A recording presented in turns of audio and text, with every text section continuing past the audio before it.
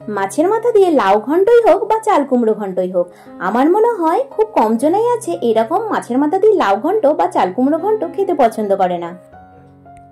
দেখবে এই চাল কুমড়ো যখন বাড়িতে বলবে চাল কুমড়োর তরকারি হবে বা ছোলা দিয়ে চাল কুমড়ো হবে, তখনই বাড়ির অনেকেই খেতে চায় না, কিন্তু যখনই শুনবে এটা মাছের মাথা দিয়ে হয়েছে তখনই কিন্তু আর নাক সিটকবে না। চাল কুমড়ো দিয়ে মাছের মাথার ঘন্ট সবাই খেয়ে নেবে, তাও আবার চেটে পুটে। ঘরে ছিল একটা কচি চাল কুমড়ো, আর সেই চাল কুমড়ো দিয়ে বানিয়ে ফেললাম মাছের মাথা দিয়ে ঘন্ট। প্রথমে চাল কুমড়োটা একদম সরু সরু করে কেটে নেব, আর যত সরু সরু করে কাটা হবে তত কিন্তু এর টেস্ট বেশি ভালো হবে। চাল কুমড়োটা একদম সরু সরু করে কেটে নিয়েছি। তারপর চাল কুমড়োটা ভালো মতো ধুয়ে নুন মাখিয়ে রেখেছি। আগে থেকে নুন মাখিয়ে রাখলে কি হবে, চাল কুমড়োটা তাড়াতাড়ি সেদ্ধ হয়ে যাবে। আর চাল কুমড়ো রান্না করার সময় অনেক জল বেরোয়, আর আগে থেকে যদি চাল কুমড়োটা নুন মাখিয়ে রাখা হয় তাহলে জলটা পুরোপুরি বেরিয়ে যাবে। এদিকে নিয়ে নিয়েছি একটা রুই মাছের মাথা, মাথাটা আগে থেকে নুন হলুদ মাখিয়ে রাখবো।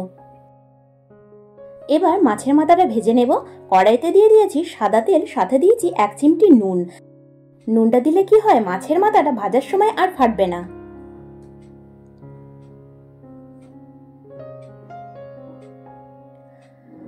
মাছের মাথাটা কিন্তু ভালো করে লাল লাল করে ভেজে নিতে হবে।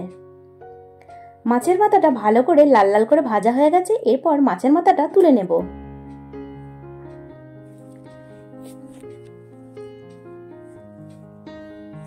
তারপর ওই তেলের মধ্যেই ফোড়নে দিয়ে দেব সাদা জিরে, শুকনো লঙ্কা আর তেজপাতা। ফোড়ন থেকে সুন্দর গন্ধ বেরোলে দিয়ে দেব কেটে রাখা পেঁয়াজটা।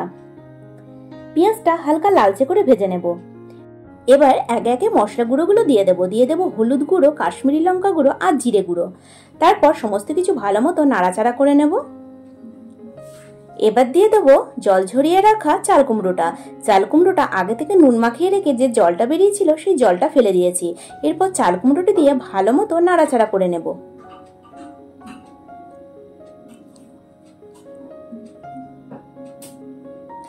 দেখো তাও চাল কুমড়ো দিয়ে জল বেরিয়েছে। তারপর সমস্ত কিছু ভালো মতো নাড়াচাড়া করে নেব। এই জলেই কিন্তু চাল কুমড়োটা ভালো মতো সেদ্ধ হয়ে যাবে। দিয়ে দেবো 3টে চেরা কাঁচা লঙ্কা, আর সাথে দিয়ে দেবো আদা বাটা। তারপর সমস্ত কিছু নাড়াচাড়া করে নেব। এবার দিয়ে দেবো মাছের মাথাগুলো। এরকম অবস্থায় মাছের মাথাগুলো না দিলে মাছের মাথাগুলো একদম সেদ্ধ হবে না। তারপর সমস্ত কিছু নেড়ে চেড়ে দেবো পরিমাণ মতো নুন। নুন যেহেতু আমি আগে একবার দিয়ে রেখেছিলাম, মানে চাল কুমড়োটা নুন দিয়ে মেখে রেখেছিলাম, এখন নুনটা একটু চেখেই দেখলাম নুনটা কম হয়েছে, তাই আর একটু পরিমাণ মতো নুন দিয়ে দিলাম। নাড়াচাড়া করে ঢাকা দিয়ে দিলাম। কিছুক্ষণ পর ঢাকনাটা খুলে নিলাম। মোটামুটি সমস্ত কিছু ভালো মতো সেদ্ধ হয়ে গেছে। এরপর দিয়ে দেবো পরিমাণ মতো একটু মিষ্টি। আর মাছের মাথা দিয়ে লাউ ঘন্ট বলো বা চাল কুমড়ো ঘন্ট বলো, একটু মিষ্টি না হলে ঠিক খেতে ভালো লাগে না। চাল কুমড়ো দিয়ে যে জলটা উঠেছে সেই জলটা একদম শুকনো শুকনো হওয়ার জন্য দিয়ে দেবো একটু আটা গোলা জল। সমস্ত কিছু নেড়ে চেড়ে নেবো। দেখো আটা গোলা জলটা দেওয়ার জন্য কিছুক্ষণ পর ঝোলটা একদম শুকনো শুকনো হয়ে যাবে।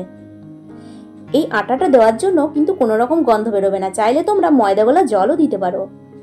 সমস্ত কিছু ভালো মতো নেড়ে চেড়ে নেবো। ব্যাস একদম রেডি হয়ে গেল মাছের মাথা দিয়ে চাল কুমড়োর ঘন্ট।